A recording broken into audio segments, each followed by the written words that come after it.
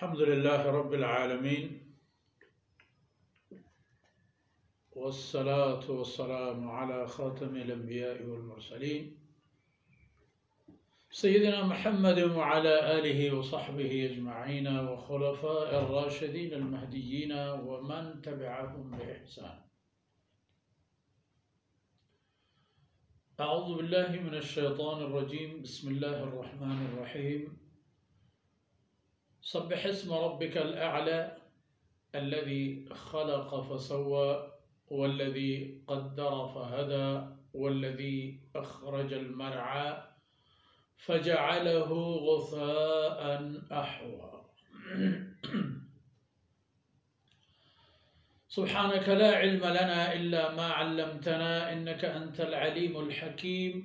رب اشرح لي صدري ويسر لي أمري واحلل عقدة من لساني يفقه قولي واجعل لي وزيرا من أهلي رب زدني علما وارزقني فهما. ثم أما بعد.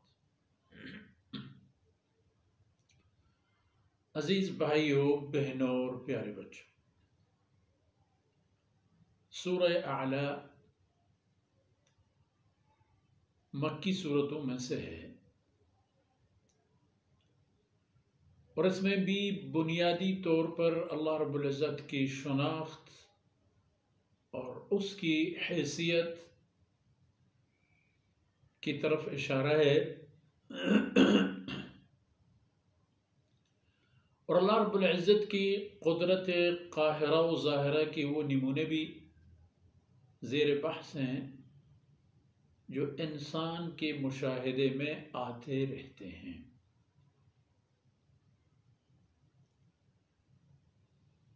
اور اصل مسئلہ بنیادی طور پر اللہ رب العزت کی پہچان اور انسان کا اس معاملے میں اپنے آپ کو پائبند کرنا اور یہ مظاہرہ کرنا اور دکھانا کہ بندگی کے حوالے پر جب انسانیت کو ذمہ داری ملی ہے تو اس کی پہلی شرط اللہ رب العزت کی وحدانیت اور بے عیبی ہے. اللہ رب العزت کو ایسا ماننا اور یقین کرنا اور جاننا جس طرح اللہ رب العزت کی حیثیت ہے، جس طرح اللہ رب العزت کی شان ہے. سبح اسم ربک الاعلی. بے عیبی کے ساتھ اعتراف کرو اپنے رب کی وحدانیت اور وجود کا، جس طرح اس کی کوئی عیب نہیں ہے، کسی بھی کمزوری، کسی بھی شرک اور مخلوق میں سے کسی کی شراکت، آل و عیال اور کنبے اور اولاد رکھنا، کیونکہ دراصل اولاد والدین کی مجبوری ہے، والدین اولاد کی مجبوری ہے. اللہ رب العزت ان تمام معاملات میں بے عیب ہیں اور اللہ کو نہ والد کی ضرورت اور نہ اولاد کی ضرورت. بس لم یلد ولم یولد لم یکن لہ کفوا احد. تو جس طرح اللہ بے عیب ہے اسی بے عیبی کی یقین کرنا. کوئی ضعف کبھی بھی اللہ کے لیے مقدور نہیں، پیش آنے والے نہیں. رب پالنے والا اول سے آخر تک جب سے پیدا کرنے کا ارادہ فرمایا اور ہمیشہ کے لیے پالنے والا، یہ ہے رب. اور اعلیٰ اپنی شان، طاقت، حیثیت، قدرت، عزت، اختیارات اور ہر چیز سے مقابلے میں سب سے اونچا. اس جیسا کوئی نہیں ہے اور پورے ہستی میں، تصور میں، موجودات میں، غیر موجودات میں ایسی کوئی چیز نہیں ہے جس کے اپنے طور پر معرض وجود میں آنے کی کوئی بات ہو، ثبوت ہو، گواہ، چاہے جو بھی ہوں، جیسے بھی ہوں، بظاہر جس معیار پر بھی ہوں، وہ سب اللہ رب العزت کی تخلیق اور وہاں تک پہنچنے اور اس مقام کو سنبھالنے میں اللہ کے محتاج ہیں۔ اللہ چاہے تو ان کی حیثیت بھی ان سے چھین لے، لیکن وہ اللہ رب العزت کے کچھ نہیں بگاڑ سکتے۔ الذی خلق، وہ رب ہے، وہی ذات جس نے سب کچھ مخلوقات پیدا فرمایا، اور ان میں سر فہرست جو قرآن کے مخاطبین میں سے ہیں اور جن کے لیے قرآن حکم نازل فرماتا ہے اور ان کو مورد خطاب قرار دیتا ہے، وہ انسان ہے۔ خلق، انسان کو پیدا فرمایا، اور انسان کے علاوہ مخلوقات اللہ کی تخلیق۔ اللہ رب العزت کی قدرت کاملہ کے مظہر ہیں، نمونے۔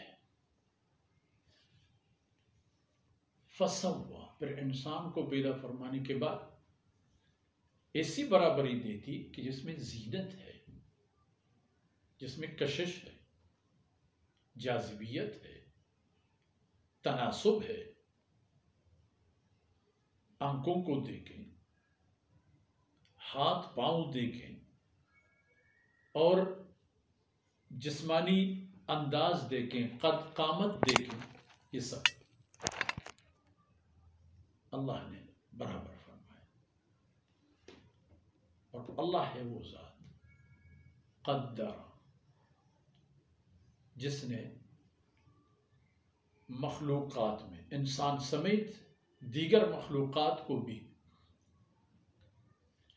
ان کے لیے ہر ایک چیز کے ایک پیمانہ اور مقدار مقرر فرما دی۔ رشد میں، کانے میں، پینے میں، آرام میں، راحت میں، تکلیف میں، بیماری میں، سلامتی، ہر چیز میں ایک معیار اور ایک مقدار رکھ دی۔ شوق میں، ذوق میں، طلب میں، تقاضے میں، ہر چیز میں ایک مقدار رکھ دی، اور جو مقصد حیات دی تھی اس کی طرف، اس کے اندر رہنمائی کا ایک مادہ بھی رکھ دیا کہ اس کو بنیاد بنا کر ہر چیز اپنے مقصد کی طرف خود بخود چل پڑتا ہے۔ والذی اخرج المرعى، وہی ہے اللہ، وہی ہے آپ کا رب جس نے یہ چراگاہیں پیدا فرمائی۔ زمین میں کہاں سے اپنی قدرت کاملہ کی بنائے گئے بیج ڈال دیے، زمین کو پائبند بنا دی کہ خبردار ان کو ضائع نہیں کرنا، موقع مناسبت پر ان کو اگانا، پالنا، بڑا کرنا، اور انسان کی تحویل میں دے دینا، دیگر مخلوقات کی تحویل میں دے دینا، جن کی زندگی ان سبززار سے وابستہ ہے، ان بہاروں سے وابستہ ہے، ان کومپلوں سے وابستہ ہے۔ وہ حیوانات جو انسان کے ہاتھ میں ہیں، یا ان جیسے دیگر حیوانات جو اللہ رب العزت نے جنگلوں میں چھوڑ دیے، انسان سے متنفر دور بھاگنے والے حیوانات، بکروں میں اس کی نظیر ہے، گائے میں ہے، بھینس میں ہے، اونٹ میں ہے، تمام چیزوں میں ایک انسان کو دے دی اور ایک اپنے لیے جنگل میں چھوڑ، مظہر قدرت الہیہ۔ فَجَعَلَهُ غُثَاءً أَحْوَىٰ، پھر اس سبززار کو آخر میں ایک کالی کلوٹی قسم کی کوڑا کرکٹ بنا کے ختم کر ڈالا، اور وہ بھی زمین کے حصہ بن کر کے پھر زمین کے لیے ایک کھاد کے کام سر انجام دیتے، اور ان کی جڑیں اور ان کے دانے اور ان کے جو آنے والے ایام میں حصص ہیں، اجزاء ہیں، وہ بھی تیار جب اللہ کے حکم سے دوبارہ ضرورت پیش آ جائے تو اللہ رب العزت کے حکم سے زمین دوبارہ ان کو سبززار بنا دیتا ہے۔ تو وہ ذات جو ان تمام خوبیوں و کمالات کا مالک ہے، سبح سبح فسبح، بہت الفاظ آئے ہیں اس بارے میں، اور سبح یہاں سے سورت کی ابتدائی آئے، تسبیح بیان کرو اس ذات کی جو لائق تسبیح ہے، بے عیبی بیان کرو، بے عیبی کا اعتراف کرو، بے عیبی کی پرچار کرو اللہ رب العزت کی، جو اس مقام اور معیار کے لائق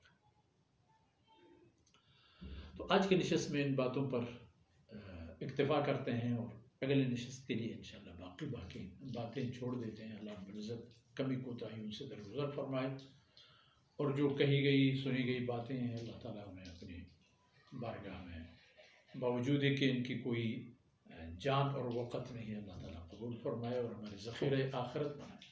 وصلی اللہ علی نبینا محمد وعلی آلہ وصحبہ اجمعین۔